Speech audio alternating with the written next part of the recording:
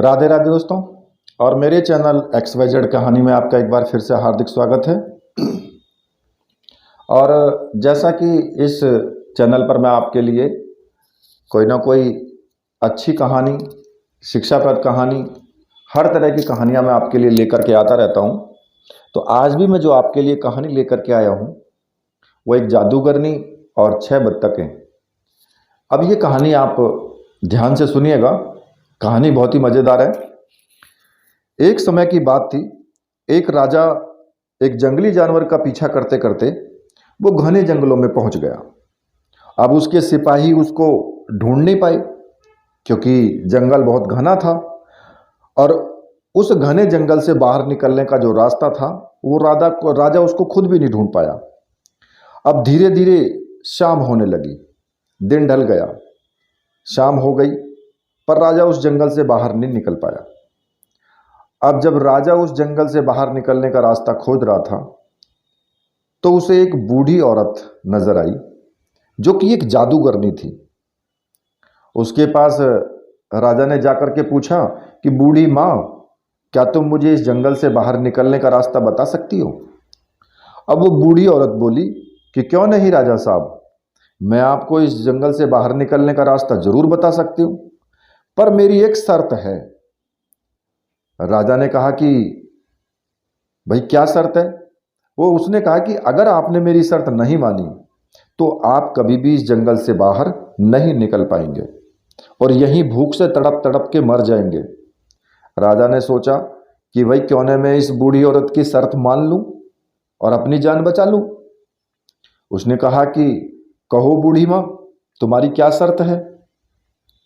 मैं तुम्हारी शर्त मानने के लिए तैयार हूं। बूढ़ी औरत बोली कि हे राजन, मेरी एक बेटी है और वो बहुत सुंदर है। मैं चाहती हूं कि आप उससे शादी कर लीजिए।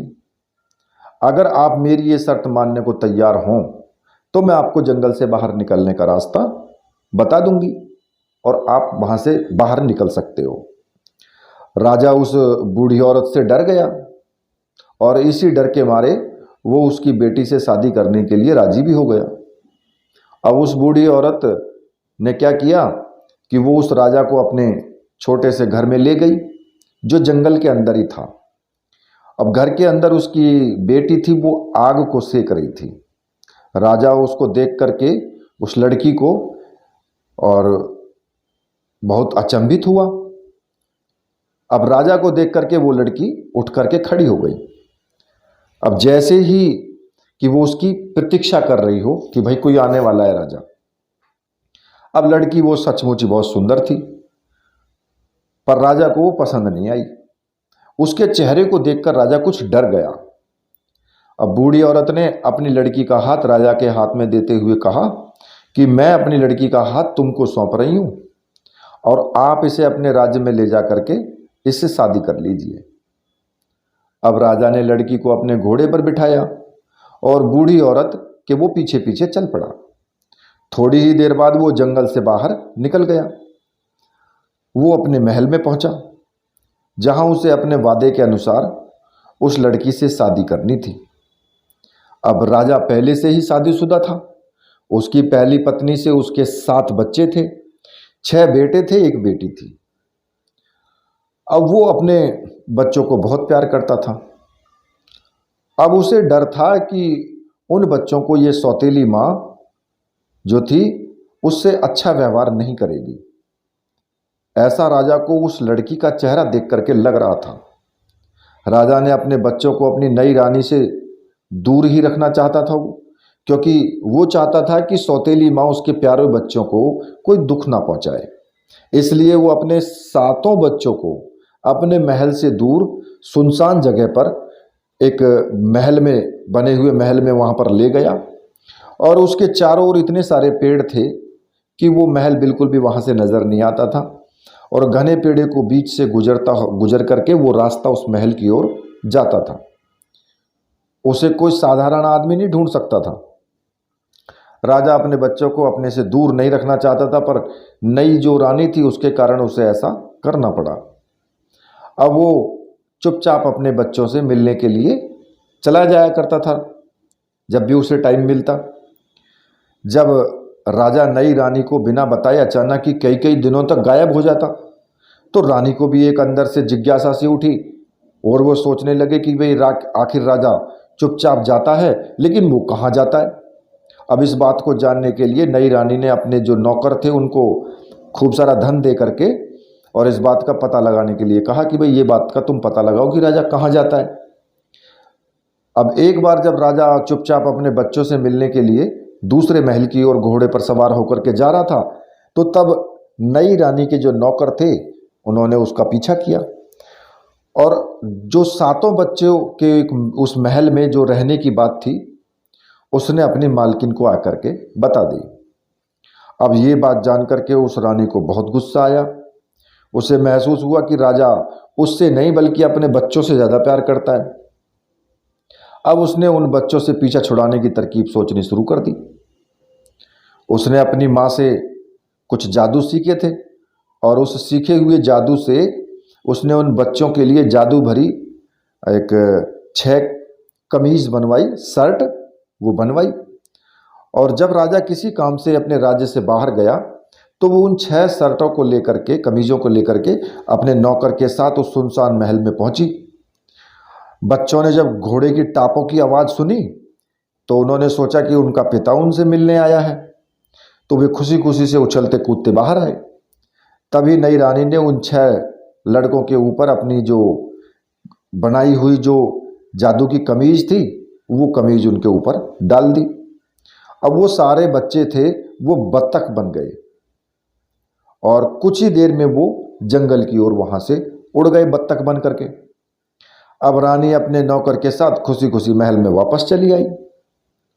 अब वो अपने सौतेले जो बच्चे थे उनसे छुटकारा पा चुकी थी, पर नई रानी को राजा की लड़की के बारे में पता नहीं चला, क्योंकि वो लड़की बाहर, घर से बाहर नहीं निकली थी, वो लड़की घर के अंदर थी।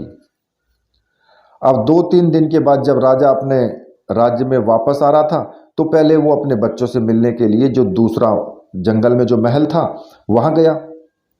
उसे ये देख करके बड़ी हैरानी हुई कि उसके घोड़े की टापों को सुनकर उसका कोई भी बच्चा बाहर निकलने के लिए नहीं आया। जब वो घोड़े से उतर करके अपने बच्चों से मिलने महल में पहुंचा तो उसे केवल उसकी बेटी दिखाई दी। उसने बेटी से उसके सब भाइयों के बारे में पूछा तो बोले कि पता नहीं पिताजी, मेरे सब भाई मुझे यहाँ अकेली छोड़ करके पता नहीं कहाँ चले गए। फिर उसने अपने पिता को सारी कहानी उसे सुना दी जो उसने अपनी खिड़की से देखा था। अब उसके बाद उसने महल के बाहर बत्तखों के जो पंख थे वो भी राजा को दिखाए कि जो बत्तख के उड़ने से वहां पर गिर गए थे। अब राजा को अपनी बेटी की ये सब बात सुन करके बहुत दुख हुआ, पर उसे विश्वास नहीं हो रहा था कि उसकी नई रानी ऐसा काम कर सकती है। अपनी छोटी बेटी को उस सुनसान महल में छोड़ते हुए अब राजा को डर लगने लगा था कि कहीं कोई उसकी बच्ची को न उठा ले जाए। अब वो उसे अपने साथ महल में ले जाने लगा। तब उसकी बेटी जो थी, जिसे अपनी सौतेली माँ से बहुत डर लग रहा था, उसने अपने पिता से प्रार्थना की कि क्यों न आज रात वो यहीं महल में ही रह जाएं और अगले दिन उसके साथ वो सुबह नई माँ के से मिलने के लिए जाएं। अब राजा अपनी प्यारी बेटी की बात मान गया। उस रात राजा की बेटी को नींद नहीं आई।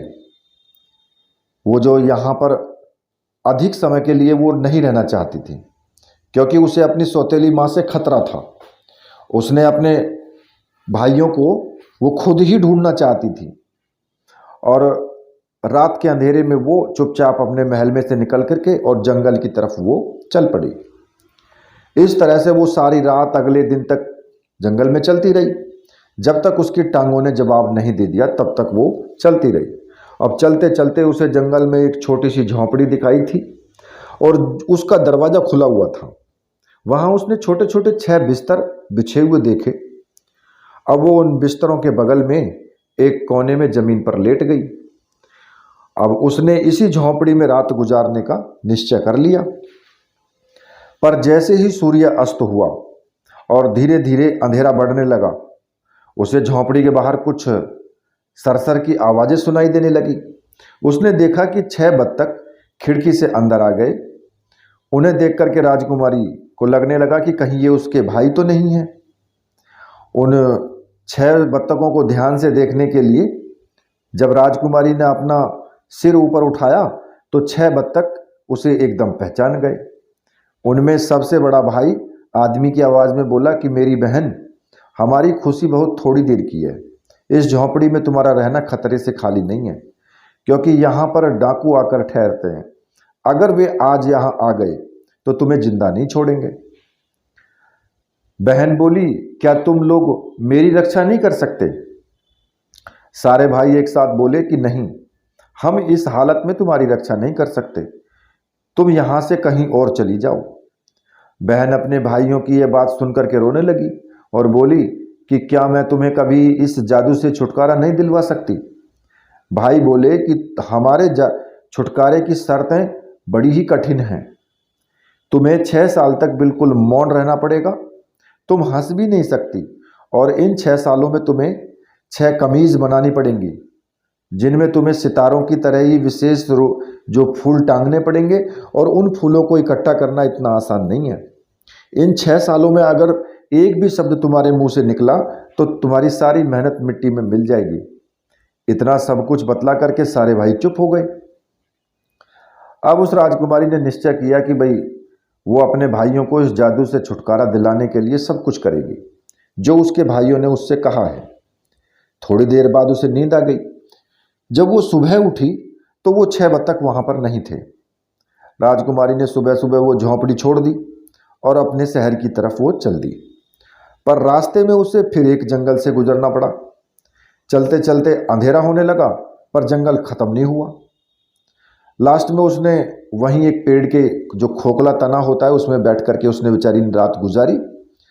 अगली सुबह होते ही उसे तारों की तरह कुछ फूल दिखाई दिए। उसने उन विशेष फूलों को इकट्ठा करना शुरू कर दिया और अपनी जो उसकी ओढ़नी थी, जो दुपट्टा था, उसको फाड़ करके उसने छोटी छोटी 6 कमीजें तैयार कर ली और उन कमीजों के जो कपड़ों में एक विशेष सितारों वाले फूल वो जोड़ने लगी। अब अकेले होने की वजह से ना तो उसे बोलने की जरूरत थी और ना ही हंसने की जरूरत थी। वो रोज कुछ सितारों वाले फूल इकट्ठे करती और एक कमीज के कपड़े में वो जोड़ देती। इसी तरह कुछ दिन गुजर गए। एक दिन ऐसा हुआ कि एक राजकुमार अपने कुछ सिपाहियों के साथ शिकार खेलने के लिए उसी जंगल में आया। जंगल में अकेली और खूबसूरत लड़की देख करके उसे बड़ी हैरानी हुई। उन्होंने पेड़ के खोखले तने के पास जाकर उस लड़की से पूछा कि तुम कौन हो? लड़की ने कोई जवाब नहीं दिया। सिपाही ने फिर पूछा कि तुम कौन हो, कहाँ से आई हो? लड़की ने फिर भी कोई उत्तर नहीं दिया। अब सिपाहियों ने सोचा कि लड़की शायद हमसे डर रही है, इसलिए उसकी आवाज़ नहीं निकल रही। उन्होंने फिर कहा, तुम इस पेड़ से बाहर निकल जाओ, हम तुम्हें कोई नुकसान नहीं पहुंचाएंगे। पर लड़की ने फिर भी न तो कोई जवाब दिया और न ही पेड़ से वो बाहर निकली। अब राजा के सिपाहियों को उस पर बहुत गुस्सा आया। उनमें से एक ने खोखले तने के पेड़ से उस लड़की को बाहर निकाला और पकड़कर अपने राजकुमार के पास वो लेकर के गए। राजकुमार भी इतनी सुंदर लड़की को देख करके और जंगल में अकेले देख करके बहुत हैरान हुआ। वो लड़की से पूछने लगा कि तुम कौन हो, कहाँ से आई हो, इस पेड़ के तने में बैठी तुम क्या कर रही हो? पर लड़की ने उसके किसी भी प्रश्न का उत्तर नहीं दिया। राजकुमार ने सोचा कि शायद लड़की गूंगी है और वो उसकी सुंदरता पर मोहित हो गया और उसे अपने महल में वो ले गया।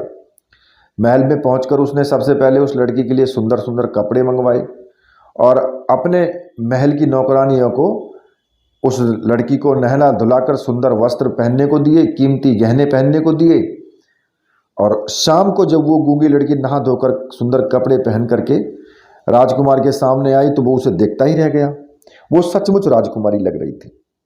अब राजकुमार ने भोजन के समय उसे अपनी खाने की मेज पर बुलाया और अपने साथ खाने के लिए कहा। गूंगी लड़की वो चुपचाप टेबल पर बैठ करके खाना खाने लगी। उसे बड़े ही सभ्य और सुशील ढंग से खाना खाते हुए देख करके राजकुमार उससे बहुत प्रभावित हुआ। अपनी रानी माँ के विरोध के बावजूद राजकुमार ने उस गूंगी लड़की से शादी कर ली। अब रानी के क्रोध की सीमा नहीं रही। वो तो अपने बेटे की शादी किसी बड़े राजा की राजकुमारी से करना चाहती थी। उसने एक गंवार भिखारी गूंगी लड़की से विवाह करके उसकी सारी आशाओं पर पानी फेर दिया। अब रानी माँ अब ऐसे मौके की तलाश करती रही जिससे कि उसे राजमहल से बाहर निकाला जाए। अब राजकुमार उस लड़की को बहुत प्यार करता था, इसलिए उसके सामने लड़की को कुछ कहना संभव नहीं था। 1 साल से कुछ ज़्यादा समय बीत गया। उस लड़की ने एक बेटे को जन्म दिया। रानी माँ ने अपनी नौकरानी से उस बेटे को मरवा दिया और उस लड़की के हाथ और मुंह पर खून लगवा दिया ताकि देखने में ऐसा लगे कि वो खुद ही उस बच्चे को खा गई। अब रानी माँ चुपके से राजकुमार के पास पहुंची, बोली, तेरी पत्नी तो आदमखोर है, वो अपने बच्चे को ही खा गई। अब राजकुमार को अपनी माँ की बात पर विश्वास नहीं हुआ, क्योंकि इतनी सीधी सादी गूंगी लड़की अपने बच्चे को कैसे खा सकती है। एक माँ अपने बच्चे को कभी नहीं खा सकती, चाहे वो कितनी भी भयानक क्यों ना हो। उसे अपनी माँ की बात पर सुनकर के बहुत दुख हुआ, पर उसने अपनी पत्नी से कुछ नहीं कहा। इधर बच्चे के जन्म के बाद भी वो लड़की बिल्कुल चुप रहती, न हंसती न बोलती, बस 6 कमीजें तैयार करने में लगी रहती। इसी तरह समय बीतता गया और कुछ समय बाद उस गूंगी रानी ने फिर एक बच्चे को जन्म दिया। तो रानी माँ ने उसके सोते ही बच्चे को फिर मरवा दिया और उसके मुंह और हाथों पर खून लगवा दिया। उसकी शिकायत उसने फिर राजकुमार से की और उस लड़की को घर से निकालने की सलाह दी, पर राजकुमार को अभी भी अपनी बाकी बात पर विश्वास नहीं हुआ। वो सोचने लगा, काश उसकी पत्नी गूंगी ना होती तो वो अपने बचाव में कुछ तो बोलती। अब वो उसे कैसे बचाए, सच्चाई का पता कैसे लगाए। इस बार भी उसने अपनी पत्नी को कोई दंड नहीं दिया, पर जब 2 साल बाद उसकी रानी ने तीसरी बार एक बच्चे को जन्म दिया तो रानी ने फिर पहले की तरह बच्चे को मरवा दिया और उसी गूंगी लड़की को अपने ही बच्चे को खा जाने वाली डायन बताया। इस बार राजकुमार को न चाहते हुए भी अपनी पत्नी को दंड देने की घोषणा करनी पड़ी। पहले जमाने में मौत की सजा आग में जलाकर दी जाती थी, उसे भी अपनी पत्नी को आग में जलाकर मारने की सजा देनी पड़ी। अब सजा सुनने के बाद भी वो गूंगी लड़की कुछ नहीं बोली, क्योंकि 6 साल पूरा होने का वो आखिरी दिन था। अगर वो अपनी सफाई में कुछ बोलती तो उसके भाइयों को उसकी सौतेली माँ के जादू से छुटकारा नहीं मिल सकता था। उसे अपने मरने का कोई दुख नहीं था, क्योंकि वो अपने 6 भाइयों को मुक्ति दिला रही थी। जब राजा के सिपाही उसे आग में जलाने के लिए लेने गए तो राजकुमारी अपनी 6 कमीजों में सितारे वाले फूल टांग रही थी और उस 6ठी कमीज का बायां बाजू ही बिना फूल के बचा था। वह उस बाजू को पूरा नहीं कर सकी, क्योंकि उसे जबरदस्ती लकड़ियों के ढेर पर ला करके बिठा दिया गया।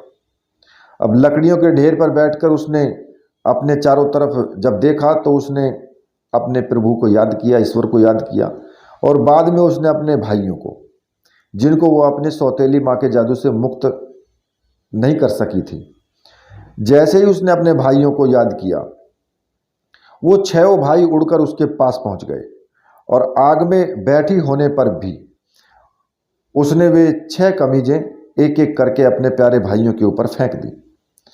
अब जैसे ही वे कमीजें उसके भाइयों के शरीर को छुई, वे सब आदमी बन गए। केवल छोटे भाई का दायां बाजू गायब था। वो उन सबने दौड़कर अपनी बहन को लकड़ियों के ढेर से बाहर निकाला। अब वो गूंगी लड़की बोल सकती थी, हंस सकती थी। 6 भाई अपनी बहन को राजकुमार के पास ले गए और उसके न बोलने का कारण बताया। अब राजकुमारी ने अपनी सास की सारी करतूतें भी अपने पति को बता दी। राजकुमार को जब सच्चाई का पता लगा तो उसे अपनी माँ पर बहुत गुस्सा आया। वो अपनी माँ को अपने साथ रखने को तैयार नहीं था, पर उसकी पत्नी जो बहुत सुशील थी, समझदार थी और दयालु थी, उसने सास को माफ़ करने की प्रार्थना करने लगी। वो आखिर राजकुमार ने अपनी माँ को माफ़ कर दिया। रानी माँ को अपने किए पर बहुत पछतावा हुआ और वो भी उस राजकुमारी से माफ़ी मांगने लगी। 6 भाई अपनी बहन को आशीर्वाद देकर के वापस अपने राज्य को वो लौट गए। तो देखिए, ये कहानी जिन भाइयों को पसंद आई है वो कहानी को लाइक करें, शेयर करें, चैनल को सब्सक्राइब करें, और अगली कहानी मैं लेकर के आपके सामने उपस्थित होता हूँ। तब तक के लिए राधे राधे।